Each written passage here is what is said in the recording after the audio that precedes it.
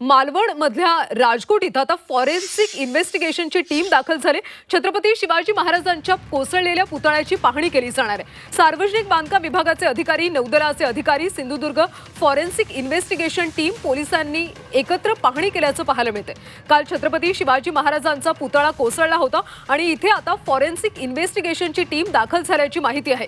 छत्रपती शिवाजी महाराजांच्या कोसळलेल्या पुतळ्याची पाहणी केली जाणार आहे।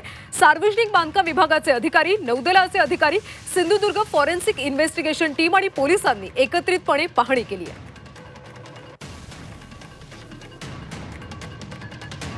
8 महिन्यातच छत्रपती शिवाजी महाराजांचा पुतळा काल कोसळला आणि त्यामुळे सध्या इथं पाहणी केली जाते।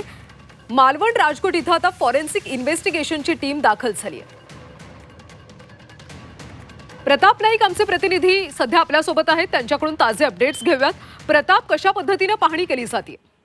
एकूणच आपण पाहतो की फॉरेन्सिक टीमला या ठिकाणी पाचारण करण्यात आलेलं आहे, कारण ही घटना घडल्यानंतर एकूणच सर्व यंत्रणा ज्या आहेत मोठ्या प्रमाणात कामाला लागल्या आणि त्याचबरोबर ही दुर्घटना का घडली याची सखोल अशी चौकशी केली जाते। त्याचाच एक भाग म्हणून फॉरेन्सिक इन्व्हेस्टिगेशन टीम आलेली आहे।